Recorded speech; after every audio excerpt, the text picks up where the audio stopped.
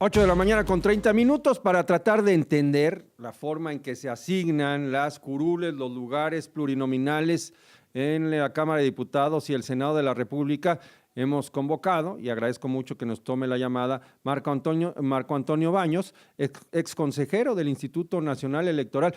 Marco, ¿cómo estás?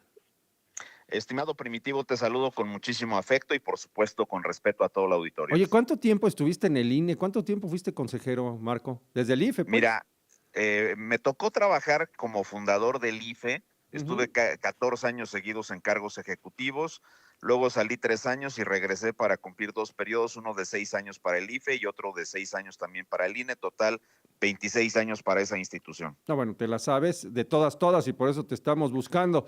Oye, a ver, Luisa María Alcalde ayer llega a la mañanera y presenta unas cifras. Nos dice el consejero Ukib Espadas que pues las cifras pueden ser reales o pueden ser, no tienen por qué ser distintas a las del cálculo final, pero pues hay una gran discusión. Dicen Marco, que las matemáticas no mienten, pero quizás sí engañen. ¿Tú cómo percibes esta discusión y este pues cálculo de asignaciones que está presumiendo el gobierno de Andrés Manuel López Obrador pues a través de la secretaria de Gobernación? Mira, me llama mucho la atención que prácticamente desde la semana, desde el lunes posterior a que fueron las votaciones, pues el gobierno ha magnificado, digamos, el tema de los resultados que se obtuvieron ahí y ha defendido a capa y espada. Esta es la segunda ocasión en la que en la mañanera se presentan cifras respecto de la asignación de diputaciones que tendrían los partidos de la coalición gobernante. Eso llama la atención, es un activismo que se mantuvo durante el proceso y ahora Ujú. está en este tema de la sobrerepresentación. Yo creo que lo que dice Uquí de Espadas pues puede corresponder a la realidad. Él al final de cuentas es uno de los responsables de actualmente de revisar este tema y en su momento de votar por la asignación de las diputaciones, que tiene como una fecha fatal el día 23 de agosto. Estamos Correcto. cada vez más próximos a que esto ocurra. Entonces, me llamó mucho la atención que la secretaria de Gobernación, pues con las cifras, con el ejercicio que ellos pueden hacer en base a los resultados, pues eso es nada más correr la fórmula. Alguien que le entienda un poco a la aritmética, pues Ujú. podría sacar estas cifras. Pero sí hay una cierta diferencia con lo que el Instituto Nacional Electoral en otro momento digamos, se coló, se supo de un ejercicio. Incluso hoy varios medios de comunicación impresos hablan de que hay un ejercicio hecho por el INE previo a este que hizo la secretaria de Gobernación. Me llama mucho que la secretaria de Gobernación está hablando de una asignación más o menos de 373 diputados, considerando la mayoría relativa y la representación proporcional.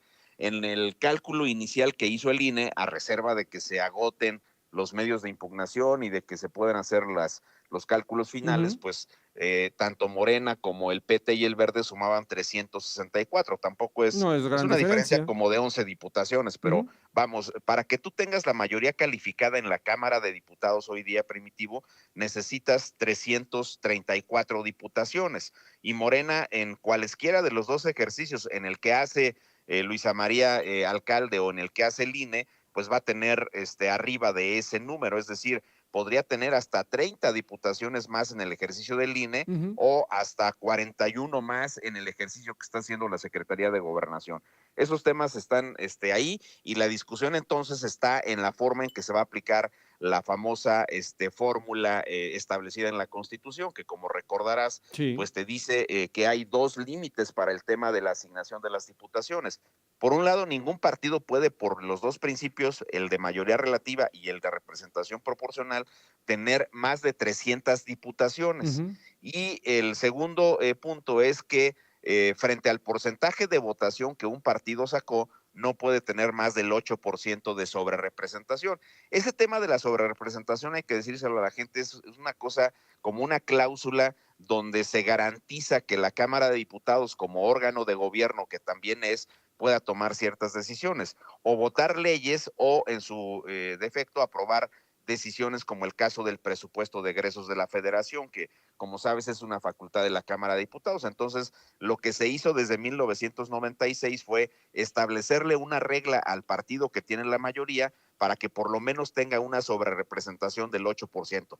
¿De dónde lo sacaron? Quién sabe, ese es un rollo de los diputados de aquel entonces, pero le dieron ese 8% de sobrerepresentación. ¿Cómo se traduce al mundo de la realidad? Bueno, en esta elección el partido político de Morena sacó el 40.8% de votos de la elección de diputados federales. Ajá. En este caso, con la regla del 8%, tendría derecho a tener hasta el 48.8% Sí. del total de los integrantes de la Cámara, ¿no? Entonces, ¿qué es lo que está ocurriendo? Que esa misma circunstancia ocurre con el Verde y ocurre con el Partido del Trabajo. Sumados estos tres partidos políticos van a tener, que son los de la Alianza Gobernante, los que han venido desde 2018 manteniendo no solamente una alianza electoral, sino una alianza de tipo legislativo, Sí. pues es una coalición gobernante que podría tener hasta aproximadamente el 62-63% del total de la Cámara. En otro cálculo podría llegar incluso hasta el 75% Primitivo, es decir, podrían tener las 3/4 partes del total de la Cámara, y eso está generando un esquema de Oye, subrepresentación de la oposición, exacto, no porque hay si una distorsión ahí, nos decía Emilio Álvarez y Casa, no corresponde a lo que se reflejó en las urnas.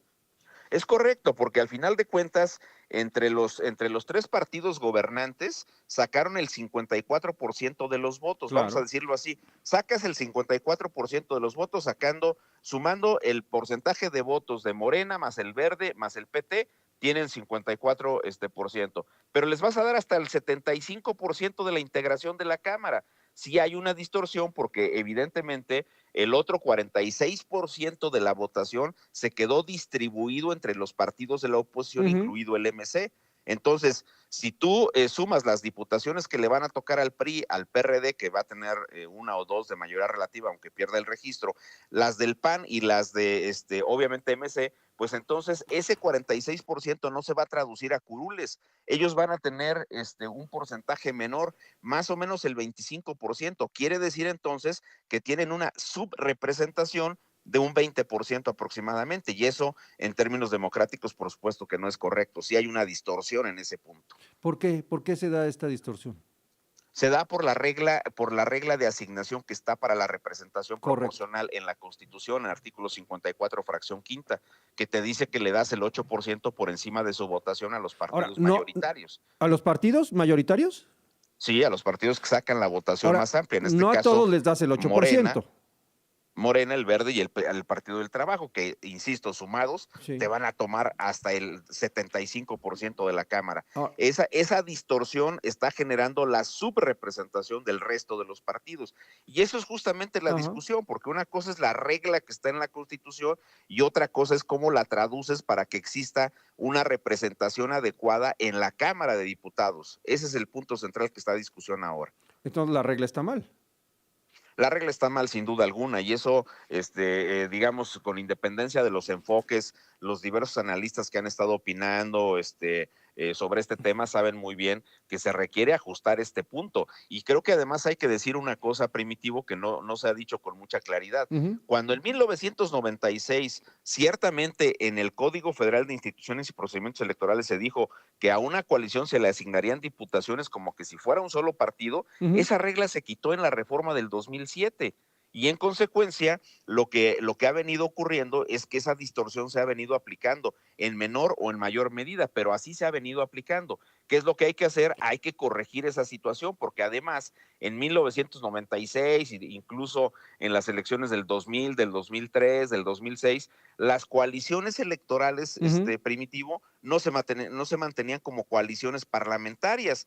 Terminaban las Claro, elecciones y no necesariamente el claro. Verde jalaba con el PRI o con el PAN según hubiera hecho la coalición, sino que tenían sus agendas, tenían sus estrategias en los órganos legislativos. Ahora no. López Obrador ha logrado mantener la coalición que lo llevó Ujú. al triunfo en el 2018, la ha logrado mantener como una alianza parlamentaria, como una coalición parlamentaria, y justamente le asignas por partido, como dice la Constitución en el caso de las diputaciones de RP, pero en el mundo de la realidad, cuando se van a la Cámara, se vuelven a sumar y tienen estas aplastantes mayorías para poder modificar por sí solos la Constitución sin necesidad de negociar con los partidos de la oposición. Vaya tema, y por eso es tan importante el que lo estemos discutiendo y el que tengamos que entenderlo, porque estamos hablando de un cálculo que en estos términos, ya para concluir, Marco, podríamos decir, es legal, pero no es justo. Es legal, pero no es justo y no es democrático, porque al final de cuentas vuelvo a insistir, los votos tendrían que estar reflejados en la forma en que se distribuyeron las urnas, en la forma en que se componen las cámaras, y vas a tener que ese 46% de votación que suma la oposición no tiene un correlato, no tiene un reflejo exacto en la Cámara de Diputados, y va a haber una subrepresentación si el Tribunal Electoral mantiene esta lógica de interpretación de 20 puntos por abajo de lo que le correspondería a toda la oposición sumada. Es tremendo, es tremendo. Pues Marco, muchas gracias, seguiremos en contacto si nos permites. Claro que sí, Primitivo, te mando un saludo y también un saludo respetuoso al auditorio. Muchas gracias. Igualmente, es el ex consejero electoral Marco Antonio Baños. Vamos a hacer una pausa y vamos a platicar con Laura Ballesteros, y es representante de Movimiento Ciudadano. Fue la